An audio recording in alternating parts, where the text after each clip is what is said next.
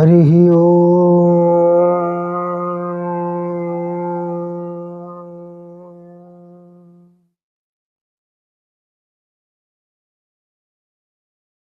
नमः परमहंसाय स्वादितचरणकमलं चिन्मकरन्दाय भक्तजनमानसनिवासाय श्रीरामचन्द्राय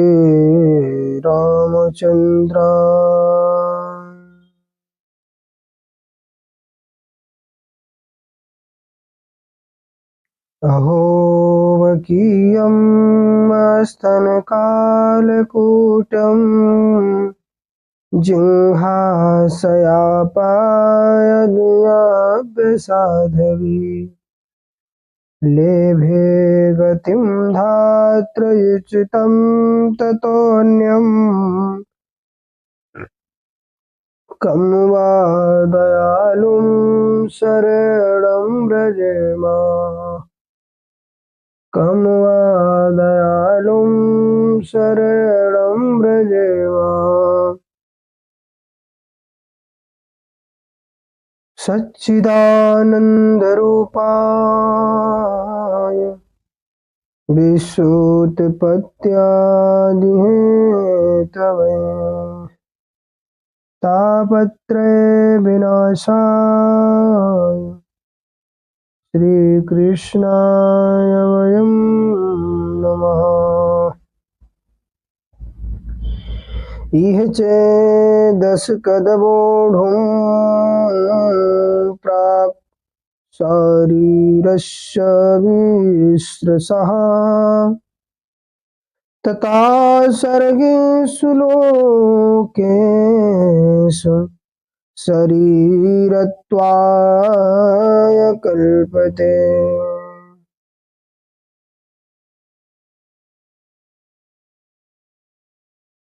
ईश्वर का स्वरूप नावेद दविन्मनुते तम बृहंतम, अर्थात जो वेद नहीं जानता वह ईश्वर को नहीं जान सकता। सर्वप्रथम वेदों में ही चलकर देखा जाए। वेद कहता है यस्या मतं तस्य मतं मतं यस्य न वेदसः अविज्ञातं विजानन्तं विज्ञातमविजानतम्। केनको उपनिषद 2:3। जो ये समझता है कि ईश्वर समझने का विषय है वह नहीं समझता, और जो ये समझता है कि ईश्वर समझने का विषय नहीं है वह ईश्वर को समझता है। अर्थात ईश्वर को कोई नहीं समझ सकता। दूसरी ओर वेद ये भी कहता है इह चेद वेदी दत सत्य मस्तिना चेदिहा वेदिन महति विनष्टि। केनको उपनिषद 2:5।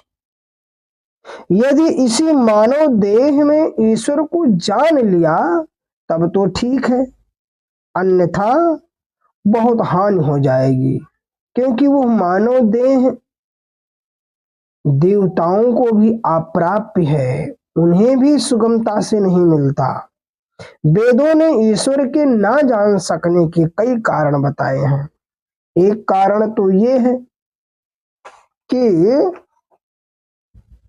इंद्रियाभ्य परार्थम हरथेभ्य सपरम मना मनसस्तु परा बुद्धिरेतात्मा महान परा महता परमव्यक्तमव्यक्तात् पुरुषः परा पुरुषान् परम किंचित सा काष्ठा सा परा गति। कठोपनिषद 1:3, 10 और 11। इंद्रियों से परे इंद्रियों के विषय हैं और विषयों से परे मन है, मन से परे बुद्धि है, बुद्धि से परे जीव है, जीव से परे माया है, माया से परे ब्रह्म है। अर्थात इंद्रिय मन और बुद्धि से ईश्वर सर्वथा परे है। ठीक, इसलिए इंद्रिय मन बुद्धि से ग्राह्य नहीं हो सकता, जबकि जीव के पास यही एकमात्र साधन है। दूसरा कारण यह है कि दिव्योह मूर्तः पुरुषा, अर्थात ईश्वर दिव्य है, इंद्रिय मन बुद्धि प्राकृतिक है। मतलब इंद्रिय मन बुद्धि दिव्य ईश्वर को नहीं ग्रहण कर सकते। तीसरा कारण बताया श्वेतास्त्रोपनिषद में, तमेव भान्तमनुभाति सर्वं तस्य भाषा सर्वमिदं विभाति। 6:14। ईश्वर वो प्रकाशक है, उससे इंद्रिय मन बुद्धि प्रकाशित होते हैं। अभिप्राय ये है कि प्रकाशक ईश्वर से प्रकाशित इंद्रिय मन बुद्धि अपने प्रकाशक की प्रकाशिका कैसे हो सकती है? मतलब वो सर्वथा अज्ञेय है। चौथा कारण भी बताया, यन मनसा न मनते येनाहुर्मनोमतम् तदेव ब्रह्म तं विद्धि नेदम् यदीदमुपासते। केनको उपनिषद 1:5। उसकी प्रेरणा से इंद्रिय मन बुद्धि अपना अपना कार्य करने में समर्थ होते हैं। मतलब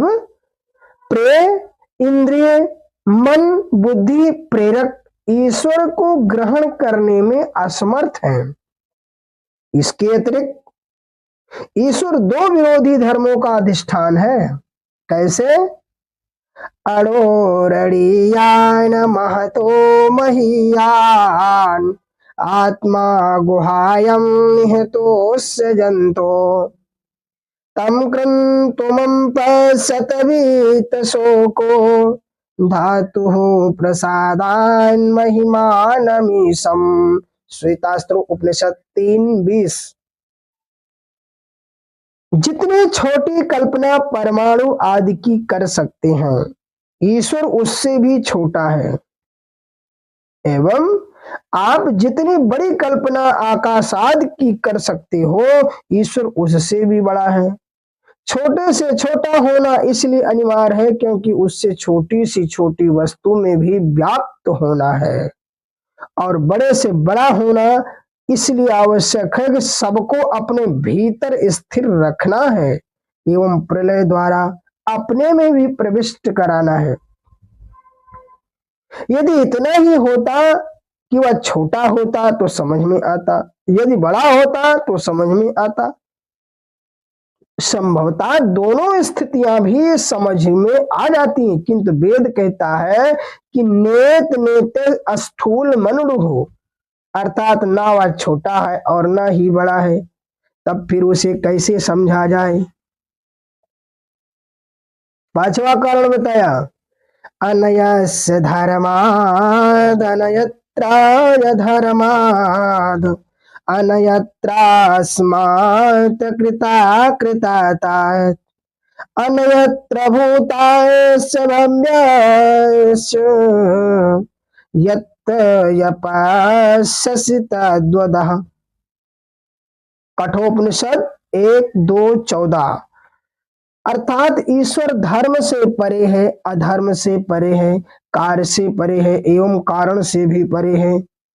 पुनः सर्व इंद्रिय गुणाभासम सर्वे इंद्रिय विवर्जितम सर्वस्य प्रभुमीशानम सर्वस्य शरणम बृहत्।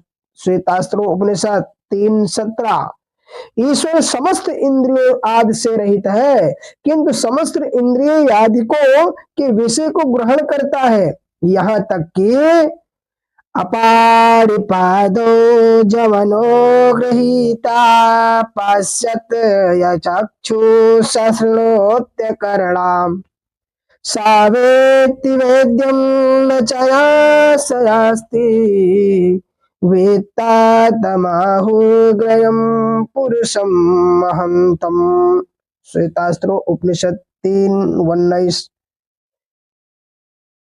ना तो उसके पैर हैं किंतु दौड़ता भी है, उसके साथ हाथ नहीं है किंतु पकड़ता भी है, और उसके आंख भी नहीं है किंतु देखता भी है, उसके कान नहीं है किंतु सुनता भी है। वह सब कुछ जानता है, उसे कोई नहीं जानता। दूसरी ओर सहस्र शीर्षा पुरखा सहस्राक्षा सहस्रपाद सा भूमि गुम सर्वत्र स्मृत्वा अतिष्ठति दशांगुलम। पुरुष सूक्ति कह रही है उसके अनंत सिर है, अनंत आंखें हैं, अनंत पैर है, आदि आदि। अस्तु अगर बिना पैर का होता तो हम उसे लंगड़ा समझ लेते, किंतु दौड़ता भी है, तब लंगड़ा कैसे समझ लेंगे। इसी प्रकार अन्य इंद्रियों की समस्या है। पुनश्च तदे जत तत्रे जत तद दूरे तदंतिके तदंतस्यं प्रवस्या तदु सर्वस्यास्यं बाहता।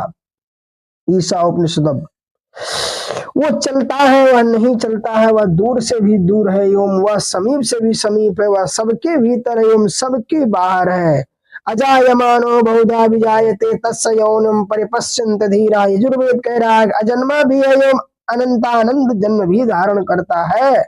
इतना ही नहीं, सु अकामयतम बहुयस्यां प्रजायेति सह तपो अप्यतम सा तपस्सत्वारा इदग्गुम सर्वमृजतम यदिदम किं चातत सृष्टवात देवानुं प्राविशत्त तदनुं प्रविश्यं सच्च तच्चाभवत् निरुक्तं चा निलयं चा निलयं चा विज्ञानं चा सत्यं चा नृतं चा सत्यं भवतं यदिदं किं चारा तत्सत्यं मिथ्याचक्षते यादप्तेषु श्लोको भवति। तैत्तिरीयोपनिषद। उसने इच्छा की एवं तपस्या की जिससे सृष्टि हुई, वह सृष्टि करता है एवं अनंतस्यात्मा विश्वरूपो हा कर्ता त्रयं यदा विन्दते ब्रह्म में तत्व। वह कुछ नहीं करता। इसी आशय से गीता भी कहती है मता परंतरम नान्यं यत्किंचिदस्ति धनंजया मयि सर्वमिदं प्रोतं सूत्रे मणिगणा इवा। 7:7 मया तत्मिदं सर्वं जगदव्यक्तं मूर्तिनः। 9:4 गतिर्भर्ता प्रभो साक्षी निवासा शरणं सुहृत् प्रभवा प्रलया अस्थानं निधानं विजयमभ्यरम्। 9:18 अहं सर्वस्वं प्रभवो वा मतः सर्वं प्रवर्तते।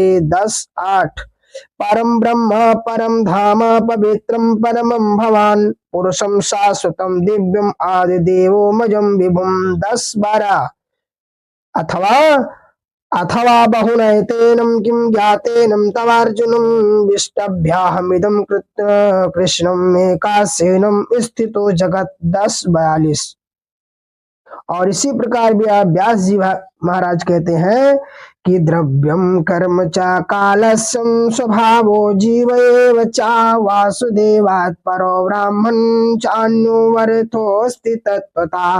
भागवत 2:5-14 सर्वं पुरुषरेवेदं भूतं भव्यं भवच्चरात् तेनेदमावृतं विश्वं वितस्तिं मामधितिष्ठति। भागवत 2:6-15 पादेशुं सर्वभूतानि पुंसा स्थितिपदो विदुः आमृतं क्षेमभयं त्रिमूर्धनो वाधायि मूर्धसु। भागवत 2:6-18। ये व्यास जी की एक परिभाषा तो बहुत ही विलक्षण है। यत्र येन यतो यस्य यस्मै यद यद यथा यदा स्यादिदं भगवान साक्षात् प्रधान पुरुषेश्वर। भागवत 10:85-4 जो विश्व रूप हो, जिसको विश्व व्यापार प्राप्त हो, जिससे विश्व की रक्षा होती हो, जिसके लिए विश्व हो, जिसमें विश्व उत्पन्न हुआ हो, जिसका विश्व हो, जिससे विश्व स्थित हो, ऐसा माया एवं जीवों का स्वामी ईश्वर है। रामायण भी कहती है, राम स्वरूप तुम्हारे वचन, अगोचर बुद्धि पर, अभिगत अकथ अपार, नेत नेत नित निगम वद। पग पे खाने तुम देखन हारे, विधि हरि शंभु न चावन हारे, त्यों न जानहि मर्म तुम्हारा, और तुम ही को जानन हारा। राम अतर्क बुद्धिमन बानी, मत हमारे यस सुनहु सयानी। ईश्वर सर्वथा अदृष्ट, अव्यवहाराय, अलक्षण, अव्यपदेश, अचिंत्य है, जैसा कि वेद कहता है। अदृष्टमव्यम वहार्यम। वेद व्यास जी कहते हैं, ब्रह्मा शंकर आदि भी नहीं जानते। क्या नहीं जानते? नाहं न योऽयं यदिर्तां गतिं विदुर्नम्, वामदेवा किमुता परे सुरः, तन्मायया मोहितबुद्धयस्त्वदं, विनिर्मितं चात्मसमं विचक्षुमहे। भागवत। ईश्वर तीन स्वरूप वाला है। वेद कहता है ऐसा ईश्वर तीन स्वरूप वाला है। वो कैसे? अब उपनिषद में पहुंच जाओ। एतज्जगेयं नित्यमेवात्म संस्थम, नातः परम वेदितव्यं हि किंचित्, भोक्ता भोग्यं प्रेरितारं च मत्वा, सर्वं प्रोक्तं त्रिविधं ब्रह्ममेतत्। तीन प्रकार के ईश्वर को जानना होगा, तब माया निवृत्ति होगी। प्रथम भोक्ता ब्रह्म, द्वितीय भोग्य ब्रह्म, तृतीय प्रेरक ब्रह्म। प्रेरक ब्रह्म के विषय में ऊपर बता ही चुका हूं। भोक्ता ब्रह्म के विषय में वेद कहता है कि आत्मनां रथिनं वृद्धि शरीरं रथमेव तु, बुद्धिं तु सारथिं विद्धि मनः प्रगृहमेव च। कठोपनिषद 1:3-3। फिर कहता है कि इंद्रियाणि मया नाहुरो विषयांगमस्तेषु गोचरान्, आत्म इंद्रिय मनोयुक्तम भोक्तित्याहुर्मनीषिणाम्। 1:3-4 कठोपनिषद। विज्ञान सार ऋथ्यास्तु मनः प्राग्रहीवान् नरः, सोध्वनः पारमाप्नोति तद विष्णु परमं पदम। कठोपनिषद का 1:3-9 मंत्र। आत्मा रथी है, शरीर रथ है, बुद्धि सारथी है, मन लगाम है, इंद्रिया घोड़े हैं। ऐसे आत्म इंद्रिय मन बुद्धि युक्त तत्व को भोक्ता ब्रह्म कहा जाता है। भोग ब्रह्म के विषय में वेद कहता है। अब समझ गए होंगे ना, प्रेरक ब्रह्म पहले आया और भोक्ता ब्रह्म इसे कहा गया। अब भोग ब्रह्म के विषय में वेद कहता है, अजामे कालो हित शुक्ल कृष्णम बहि प्रजा सृजमानं स्वरूपः, अजोहो कोजस्मारोऽनुसे तेजः, इत्येनं भुक्ति भोगामोन्यः। श्वेतास्त्र उपनिषद 4:5। वह भी अजा है, इसका भी कभी प्रारंभ नहीं है, अनादि अनंत है। उसे माया कहते हैं। ये 3 गुणों से युक्त है, सत्य, रज और तम। किंतु ऊपर कहा जा चुका है कि ये तीनों बुद्धि से परे हैं। अब विचारणीय बात तो है ही, बुद्धि से भी जब ईश्वर अग्राह्य है तो हम कैसे आशा करें कि वह हमारी समझ में आ जाएगा। और बिना जाने विश्वास ना होगा, बिना विश्वास के उसकी प्राप्ति ना होगी, एवं बिना उसकी प्राप्ति हुए परमानंद का परम चरम लक्ष्य ना हल होगा।